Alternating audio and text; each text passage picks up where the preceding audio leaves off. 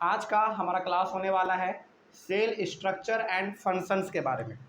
Cell का क्या structure होता है, क्या फंक्शन होता है, ये तो हम लोग बहुत अपने पिछले वाले क्लासों में भी जान चुके हैं, है ना। यानी कि सेल का स्ट्रक्चर कैसा होता है, अलग अलग होता है। फंक्शन भी अलग अलग प्रकार का सेल क्या करता है, अलग अलग फंक्शन अपना परफॉर्म करता है। ये सारा कुछ हम लोग जान चुके हैं। लेकिन इस टॉपिक में क्या खास बात लिखा हुआ है देखा जाए। लिखा हुआ है each living organism has many organs. अब सबसे पहली बात, अब आप समझिएगा कि पहली बात तो ये कि हमारे बॉडी में सबसे छोटा पार्ट कौन सा, सेल, है ना। बहुत सारे सेलों के मदद से आज हमारा ये बॉडी पूरी तरीके से बना हुआ है ना। तो ये चीज़ आपके बुक में भी दिया हुआ होगा। सबसे पहले होता है सेल, ठीक है। और जब बहुत सारा सेल आपस में जुड़ जाता है तब हमारा बनता है टिश्यू। और जब बहुत सारा टिश्यू आपस में जुड़ जाएगा तो बनेगा आपका ऑर्गन। और बहुत सारा ऑर्गन आपस में आपका मिलेगा तो बनेगा ऑर्गन सिस्टम। और जब बहुत सारा ऑर्गन सिस्टम आपका आपस में मिलेगा तब जाकर बनेगा एक ऑर्गेनिज्म। यानी कि एक, या तो लिविंग बींग्स में आप प्लांट बोल लीजिए, एनिमल बोल लीजिए, इंसेक्ट बोल लीजिए, कुछ भी बोल लीजिए, है ना। तो सबसे पहले क्या, सेल। बहुत सारे सेल को जोड़ दीजिए, टिश्यू बनेगा। बहुत सारे टिश्यू को जोड़ दीजिए, ऑर्गन बन जाएगा। बहुत सारे ऑर्गन को जोड़ दीजिए, ऑर्गन सिस्टम बन जाएगा। बहुत सारे ऑर्गन सिस्टम को जोड़ दीजिए, आपका एक ऑर्गेनिज्म बन जाएगा, है ना। तो ये चीज़ आपके बुक में भी दिया हुआ होगा, ठीक ना। चलिए, तो वही चीज़ यहाँ पे लिखा हुआ है कि each living organism has many organs. तो जो भी लिविंग बींग्स हमारे होते हैं उनके पास बहुत सारे ऑर्गन होते हैं। फॉर एग्जांपल यदि हम लोग ह्यूमन बींग कहीं ले तो हमारा नाक क्या एक ऑर्गन है, हमारा आँख क्या है एक ऑर्गन है, कान एक ऑर्गन है, मुंह एक ऑर्गन है, जीभ हमारा एक ऑर्गन है ना। तो बहुत सारे हमारे पास ऑर्गन है लिविंग बींग्स के पास। उसी प्रकार आप एनिमल में देख सकते हैं, उसी प्रकार आप इंसेक्ट में देख सकते हैं, रेप्टाइल में देख सकते हैं, है ना।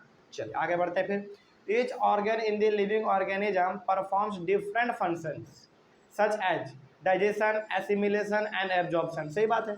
जब ऑर्गन अलग अलग हमारे पास है तो वो फंक्शन भी क्या करेगा, अपना अलग अलग करेगा। जैसे हमारा नाक है, नाक सांस लेने और किसी चीज़ को स्मेल करने के लिए काम आता है हमारा। कान है, सुनने के लिए आता है। माउथ है, कुछ खाने के लिए या फिर कुछ पीने के लिए या फिर बोलने के लिए काम आता है हमारा, है ना। यानी कि जितने भी प्रकार के आपके पास ऑर्गन हैं वो सारे ऑर्गन का फंक्शन भी अलग अलग है।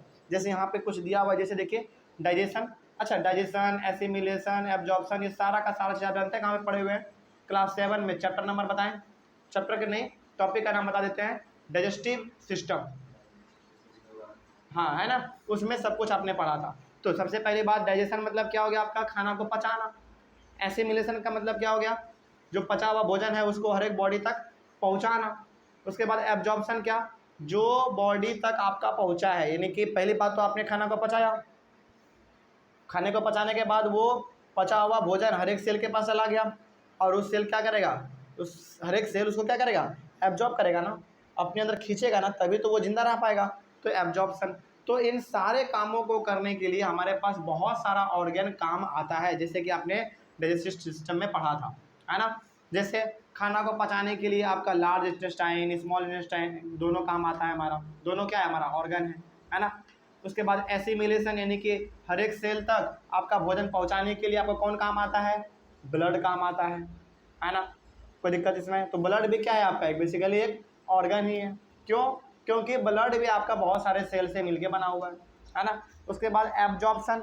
एब्जॉर्प्शन मतलब कि सेल उसको कैसे एब्जॉर्ब करेगा, कैसे उसको कैप्चर करेगा, है ना।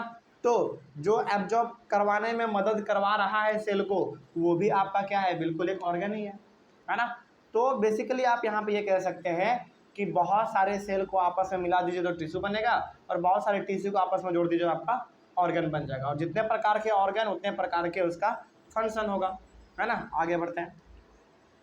Similarly different organs of a plant perform different function. सही बात है। जब एनिमल में अलग अलग प्रकार का ऑर्गन है तो प्लांट भी हमारा क्या है, अलग अलग प्रकार का ऑर्गन है प्लांट में भी, है ना।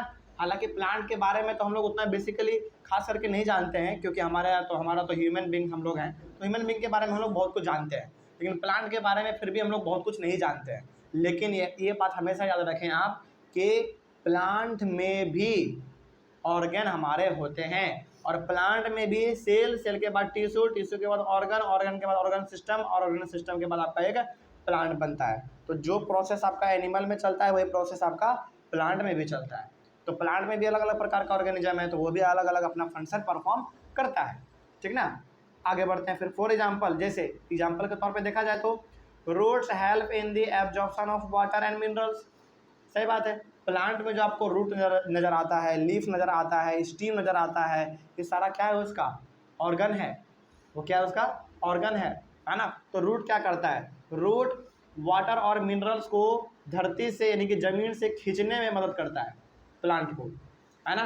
क्योंकि आप हमेशा इस बात को जानते हैं कि प्लांट अपना यदि पानी कहीं से लेता है तो कहाँ से, ज़मीन के नीचे से, और ज़मीन के नीचे से किसके थ्रू, रूट के थ्रू, है ना। ये हो गया हमारा। उसके बाद leaves are responsible for synthesis of food. और आपको ये भी मालूम है कि प्लांट अपना भोजन कहाँ पे बनाता है, लीफ में बनाता है, इसीलिए तो लीफ को कहा जाता है फूड फैक्ट्री ऑफ प्लांट। आपने पढ़ा होगा क्लास 7 में इस चीज़ को। लीफ को हम लोग क्या कहते हैं, फूड फैक्ट्री ऑफ प्लांट कहते हैं। तो लीफ हो गया आपका, स्टीम हो गया आपका, रूट्स हो गया, ये सारा का सारा प्लांट का ऑर्गन है।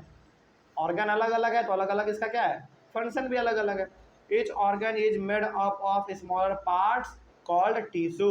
तो आप जरा बताइए हमको कि ऑर्गन किससे मिलकर बना हुआ है, टिश्यू से मिलकर बना हुआ है। तो टिश्यू किससे मिलकर बना होगा, सेल से मिलकर बना होगा। तो बात वही है, पहले सेल, बहुत सारे सेल को इकट्ठा कर दो तो टिश्यू बन जाएगा, बहुत सारे टिश्यू को इकट्ठा कर दो ऑर्गन बन जाएगा, बहुत सारे ऑर्गन को इकट्ठा कर दो ऑर्गन सिस्टम बन जाएगा, बहुत सारे ऑर्गन सिस्टम को इकट्ठा कर दो आपका एक ऑर्गेनिज्म बन जाएगा। तो वहीं यहाँ पे लिखा हुआ था कि organ is made up of smaller parts called tissue. Tissue is a group of similar cells which performs a specific function. और टिश्यू क्या है, basically group of similar cell है। मतलब कि टिश्यू कैसे बना आपका, बहुत सारे सेल को आपस में मिला दिया तो हमारा वो टिश्यू बन गया। तो क्या अलग अलग प्रकार का सेल नहीं, एक जगह पर एक ही प्रकार का सेल आपको बनाना मिलाना पड़ेगा, तभी जाकर वो आपका एक खास प्रकार का ऑर्गन बनेगा। जैसे फॉर एग्जांपल मान लीजिए आपका नोज है, नोज आपका क्या है, नाक, एक ऑर्गन है ना। तो इसमें जो भी सेल होंगे वो सारे के सारे दिखने में एक ही जैसे के होंगे, है ना। आपका गाल, गाल भी क्या है आपका एक ऑर्गन है। तो वो क्या है अभी आपका, वो कैसे बना, वो भी बहुत सारे एक जैसे सेल को आपस में मिलाया गया होगा तब जाकर टिश्यू बना होगा, और जब बहुत सारे टिश्यू आपस में मिलाया गया होगा तब जाकर आपका एक गाल बन गया, यानी कि ऑर्गन बन गया, है ना। तो वही यहाँ पे था कि टिश्यू से सेल से बनता है टिश्यू, टिश्यू से ऑर्गन, ऑर्गन से ऑर्गन सिस्टम, और ऑर्गन सिस्टम से ऑर्गेनिज्म। ठीक है, चलिए इस चीज़ को आपने यहाँ पे समझ लिया पूरी तरीके से। उसके बाद आगे बढ़ते हैं। चलिए इसके बाद तो हमारा एक नया नया टॉपिक स्टार्ट होता है। टॉपिक का नाम है parts of the cell. Parts of the cell topic को हम लोग अपने अगले वाले क्लास में डिस्कस करेंगे। यहाँ तक में लेकिन कोई डाउट नहीं ना। चलिए थैंक यू वेरी मच।